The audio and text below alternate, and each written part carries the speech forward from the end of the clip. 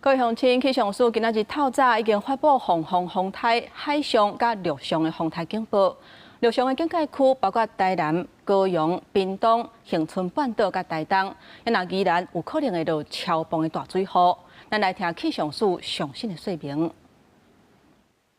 气象署持续针对今年第26号台风凤凰发布海上、陆上台风警报。随着它的逐渐接近，在今明2天，台湾附近的各沿海容易有4米左右的浪高，而且在西南沿海、东南部恒春半岛附近，可能也会来到5到6米左右的巨浪。我们也要提醒，今天共伴效应的降雨最为明显，在北部、东半部这一带的雨势上面，都可能来到局部的豪雨，甚至在东半部山区有来到大豪雨等级左右的降雨。 那至于在台风逐渐接近台湾的过程当中，也不排除明天在傍晚左右有比较接近台湾陆地的趋势。我们先来看到目前台风的位置。台风目前的位置呢是在鹅銮鼻的西南方大约350公里的海面上。未来它会持续的往偏北到北北东的方向移动，也因此在未来24小时，今天晚间左右就会来到台湾的西南方近海。其实它目前的暴风圈已经要逐渐进入到台湾的近海海域了。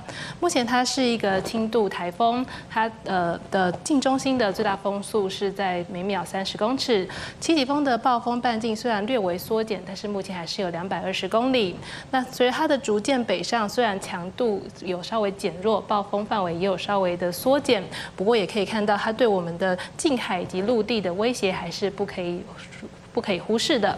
我们看到目前的在海上警戒的区域，在台湾海峡，还有台湾的东南部海域、巴士海峡以及东沙岛海面，都是海上警戒的范围。提醒海上航行作业船只一定要严加戒备。而至于在陆上的警戒区域，这一报新增了台南还有台东地区。随着它的逐渐北上，未来在嘉义的这一带也可能进入到警戒区域的范围。